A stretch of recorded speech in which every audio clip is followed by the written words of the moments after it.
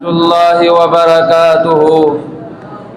الحمد لله الذي لم يتخذ ولدا ولم يكن له شريك في الملك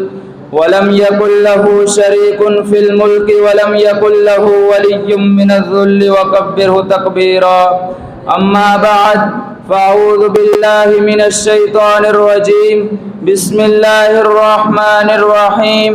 قال الله تبارك وتعالى في القرآن المجيد والفرقان الحميد: الذين آمنوا وتطمئن قلوبهم بذكر الله ألا بذكر الله تطمئن القلوب.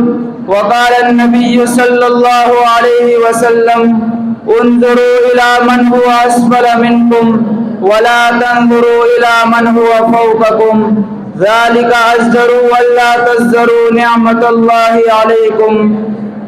رواہ البخاری. میرے محترم و مکرم اساتذہ کرام اور میرے ہم مکتب ساتھیوں، آج میں آپ کے سامنے جس موضوع پر گفتگو کرنا چاہتا ہوں وہ ہے اطمینان قلب. اللہ تعالیٰ سے دعا ہے کہ مجھے حق سچ بیان کرنے کی توفیق عطا فرمائے، آمین. سامعین کرام، اس دنیا میں ہر کوئی سکون اور اطمینان قلب کا متلاشی ہے، حتیٰ کہ لوگ سکون پانے کے لیے بہت کچھ کر گزرتے ہیں لیکن سکون نہیں ملتا. اس کی وجہ یہ ہے کہ ہم دین سے دور ہیں. اللہ تعالیٰ نے قرآن میں فرمایا سکون کیسے ملے گا. اللہ تعالیٰ نے سکون حاصل کرنے کے لیے کلی طریقے بھی بتلائے ہیں اور جزوی اسباب بھی بتائے ہیں. کلی طریقے یہ ہیں، فرمایا الا بذکر اللہ تطمئن القلوب. لوگوں کان کھول کر سن لو، دلوں کا اطمینان اور قلبی سکون اللہ کے ذکر سے حاصل ہوتا ہے.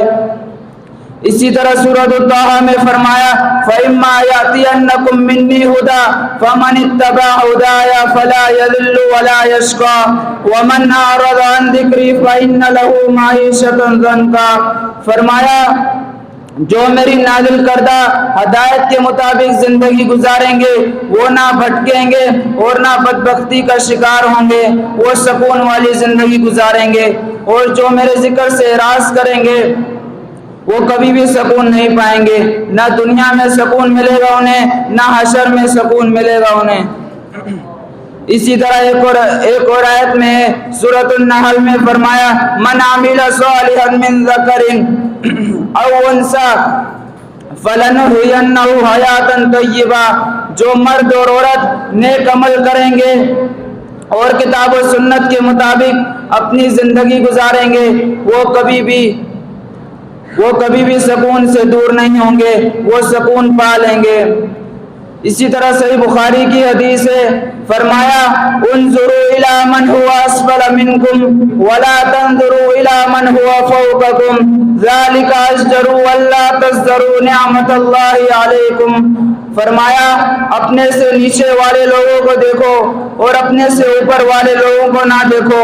یہ اس بات کا ذریعہ ہے کہ تم اللہ تعالیٰ کی نعمتوں کو حقیر نہیں جانو گے.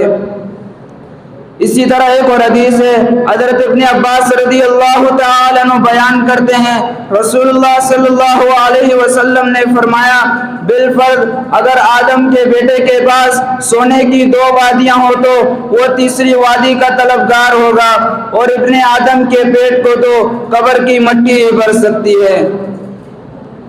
اور اللہ تعالیٰ اس شخص کی توبہ قبول کرتا ہے جو اس کی طرف رجوع کرتا ہے. اللہ تعالیٰ سے دعا ہے کہ اللہ تعالیٰ ہمیں بھی اپنے ذکر میں مصروف رکھے، آمین. وآخر دعوانا الحمد للہ رب العالمین.